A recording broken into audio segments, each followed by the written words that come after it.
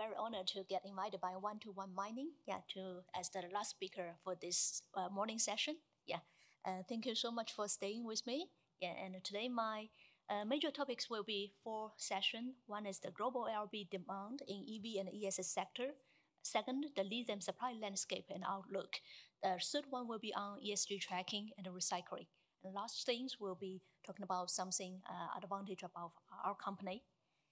So starting from global LRB demand in EV and ESS segment, let's look at into comparing into the 3 core regions. One is China, another is European market, and the third one is United States.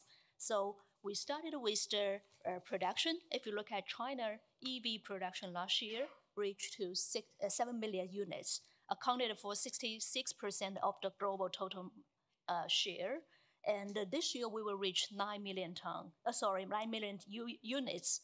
So this, but if you look at long run till the forecast till 2035, it will reach the accounts will on the market share will be on 54% on the global market. So if you look at the penetration rate, actually all the 3 key regions from 2022 to 2035, the starting point for China, 2022, 26%. Actually, this is slightly exceeded the government target. Last year, government only set up like 25% for the penetration rate. So till 2035, we will reach 73. So, but if you look at European market, actually we think they may have the most strict and ambitious goals, to reach into to do the energy transition. So their penetration rate will reach the highest. 90%. For US, since the baseline number will be small, so the penetration will start from 7%, but they have the quick growth rate. Till 2035, the penetration will reach to 65%. So on the battery demand, for in the following slides, we will discuss the battery demand in the application and in region and in different types of the batteries. So here, if you look at the China penetration reached to 26%, and the EU market, actually the petrol and the diesel car ban will lead to a higher NEV penetration than China and then US. The faster growing downstream vertical segments, we think in the past 5 to 10 years, probably like EV leading the market. But in the next decade, definitely the ESS will growing much faster. And others like here is more like LCO, LMO, and other types of battery. Actually, this is more targeting for the light vehicle and the 3C products. Usually, this is quite stable, with the growth. So if we look at the demand, into the application and into the by region, ESS from 2022 to 2030, China has formulated a 14th 5-year plan on the ESS development goals. US and the EU government supports demand, which will result in high growth rate for demand in utility and residential energy storage ESS, including the market share from 16% to 25%. From 2022 to 2025, the EV growth rate will be slower than the ESS market due to the battery technology advance and the fossil fuel car ban plan imposed by different countries and economies. The market share of the EV expected to increase since 2025. PHEV, actually we think when the cost of the LRB battery will be low down in the long term, so PHEV will gradually keep decreasing, because they reduce the policy support and the lower cost performance than the pure EV. By regional, you can see driven by the strong policy support for the Chinese government, China will still dominate the market, maintaining a market share around 40% till 2035. With continued policy support like tax incentive in purchasing new EV and a 10 years extension for the US ITC policy tax credit, the US ESS and EV market are growing rapidly, with the global market share increasing from 14% now to 27% in 2035. EU market will develop rapidly in terms of the electric vehicle while keeping relatively stable growth for the ESS market. So on the application by different type of the batteries, if you look at the China data, LFP in China this year will count it as to 65 to 70%. Globally, 55 to 60%. Till 2035, we believe that high nickel NCM market share will be much higher than that of the LFP. LFP with the demand explosion, we can see split into the different time frame. Yeah, from the year 2018 to 2022, it's the explosion on the LFP. NCM dominated high-end market. Yeah, on the EV, the high cost effectiveness makes the LFP battery well matched with the EV and the ESS market, which has grown sharply. 4 years CAGR of 90%. But high nickel NCM technology has gradually matured, resulting in mainstream battery from high-end electric vehicles. LFP, if you look at the time frame from 2022 to 2025, LFP still dominated market. NCM continue to enhance their performance. So, but mid-nickel NCM will enhance the energy density by increasing the voltage, and the high nickel NCM continues to improve the safety. But if we look at the much longer time period, 2025 to 2035, the combination of the high nickel NCM and the solid state batteries will improve the stability and continuously reduce cost, increasing market share in the future. But due to the slow technology advance, so the bottleneck for the LFP battery, it is on the mileage, and also we think this kind of material will be substituted by other competitive products such as LMFP and high nickel NCM, solid ion battery, etc.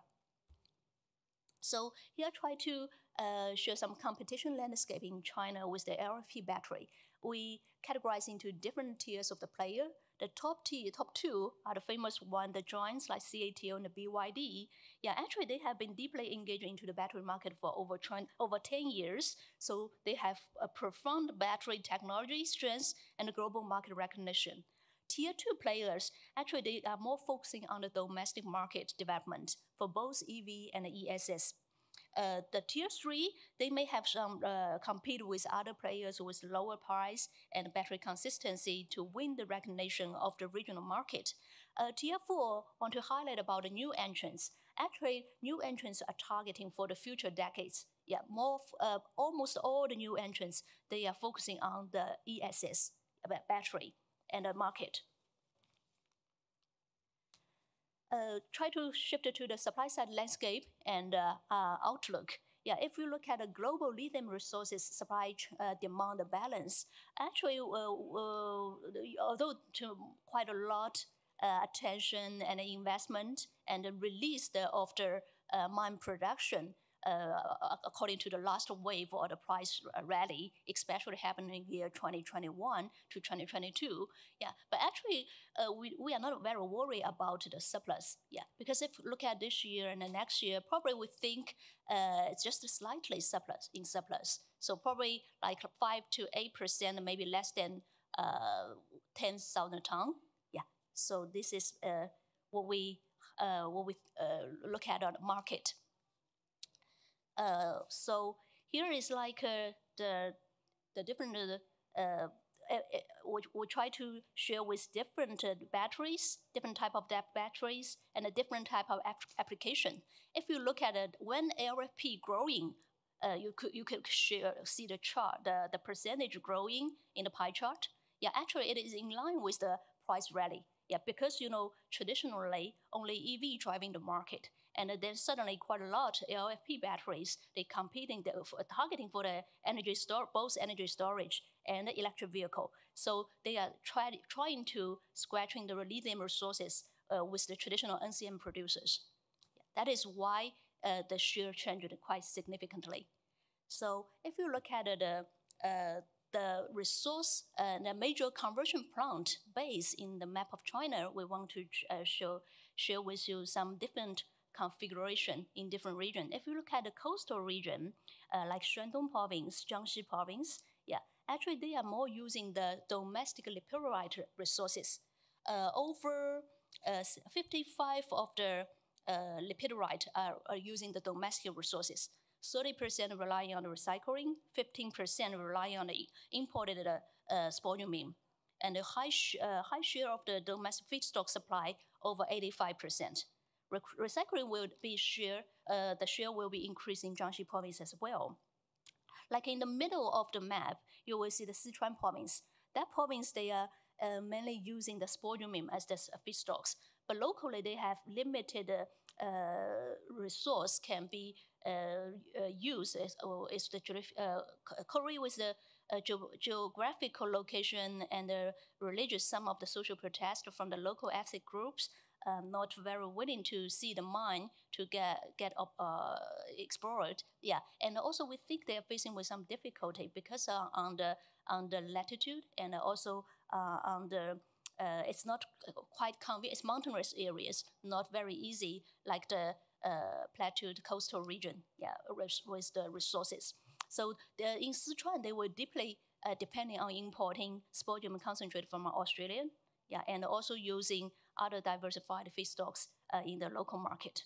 But the key advantage for that region is that they can using the green energy, hydropower, yeah, for the lithium salt production, lithium carbonate, lithium hydroxide. On the west part, the Qinghai, actually the resources basis is on the brine and with a very good cost effectiveness. But it's not like the brine in the South America. And it's actually this China Qinghai lithium, the brine resources, is serving as the byproduct of potash fertilizer, so which means more time to get expansion and higher capex for expansion. And also they're facing with problem like a low utilization rate during the winter season. But technology in that region improved quite a lot, DLE, the technologies, and we believe they will continue to expand, dedicated to expand, and to also to gain the advantage on the cost perspectives. So here are some new projects. Yeah, on the left side is for the lithium mine. The right side will be for the conversion plant for the lithium salt.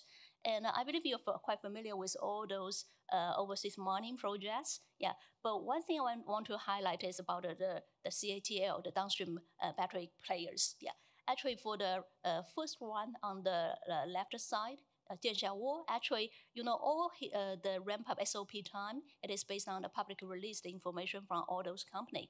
But as battery leading players, CATL, actually they don't have too much experience on the mining investment and the conversion plant operation. So they originally announced SOP time maybe a little bit too aggressive. So in reality, there's no relation on the liquidity side or on the technical side for the project ramping up status. But actually, we think they're just too optimistic as they are not very familiar with the whole mining process. So this kind of projects, both their refined conversion plant and the mining, probably will be delayed. But that is the normal delay according to the normal climbing up for the mine production and for the smelting conversion plant ramp up, till the right time. So on the cost curve perspectives, we want to analyze one is on the global resources, another is on the conversion plant. So global resources, you see on the left side, definitely like the Salt Lake in the South American, they are quite stable because they probably may have less problem on the feedstocks, so it's like highly integrated, so if they can maintain at the normal operation, still will quite be okay, with mine operation. Following with the next one, the lake, the brine resources in China.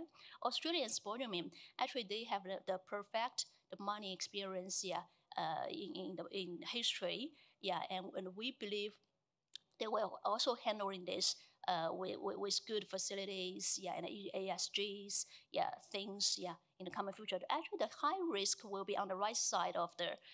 If you look at the right side of the cost curve, if you are sourcing the,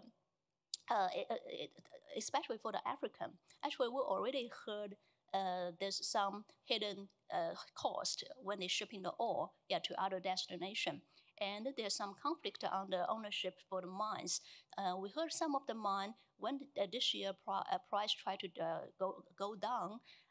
They faced with some suspension problem and also some transit for the money ownership problems. So we think that, and even for the shipping, exporting, some extra charge and fee will be happened. So that is the uncertainty part. If the price is on the upside trend, seems okay, but if price reverted and fluctuated in some moment, we think that is the will cause a little bit risky. On the conversion plant, the interesting thing is that we split into two parts. One is the raw materials, another is the processing fee. If you look at the processing fee, actually comparatively it's quite stable, And if you look at dark blue side, on the right side, the most marginal producer, those higher one, especially like this is what happening for Chinese conversion plant. Some conversion plant, if they heavily relying on sourcing the spodumene from the overseas market, so if their raw material, the feedstock cost will be 90%. So this is the when price started to collapse, to move down very quickly, we think those on the right side of the cost curve, those producers will be very fragile. Probably they will consider to cut production. But for those who have the captive mines, still okay. So the risky part will be on the right side.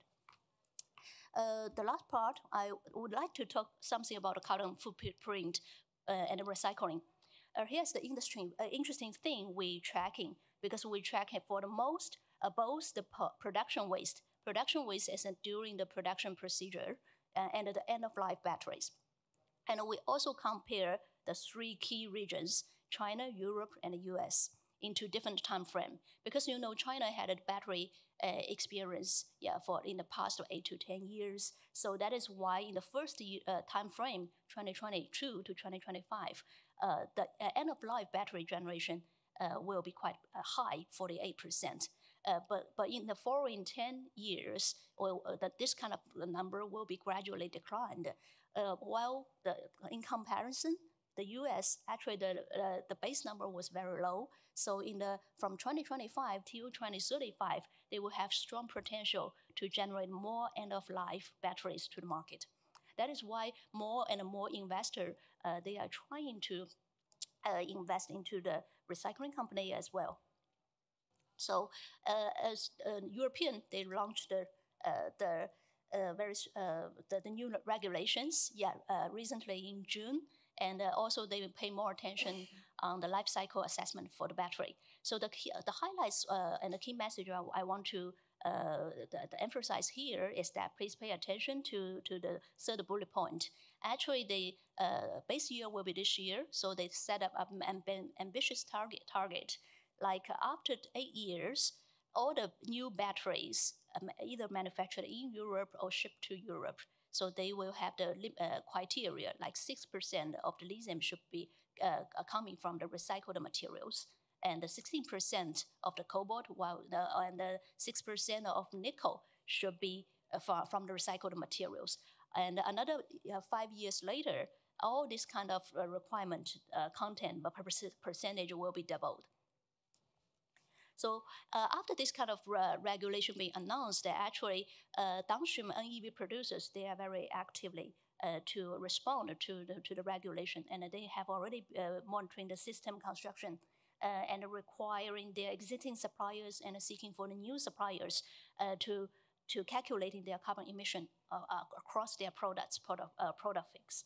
So and for recycler, they are still not rushed to engage into this, but they are very welcomed for collaborating with the industry players. So here, basically, here is the end of the life battery, yeah, how you further to do the finish the closed loop, yeah, and to reuse the materials. Yeah, actually most of the Western recycling company, they can only finish the first line, which means from the end of life pack to dismantling it, pre-treatment, yeah, and to process till the black mass. This is what Li-Cycle did, and we believe they will after they turn this into the black mass, they will install in the warehouses, yeah, for trading. Yeah, we think because in Western country they have not yet configuring the hydrometallurgy process and refining process, smelting and refining process after the black mass procedure. So the second line, the third line, actually this here in this slides, I just presented most advancing technology routes here in China. So you can decide whether you extract lithium at first or extract nickel, cobalt, manganese sulfate at first. So different technologies, the carbon emission will be differently. Yeah, but you need to control the impurity. You also need to control all the process, yeah, with some technology inside behind it. So this is what we can help our global clients to tracking, and so does the similar carbon footprint tracking on the mining side to the mining to the smelting side.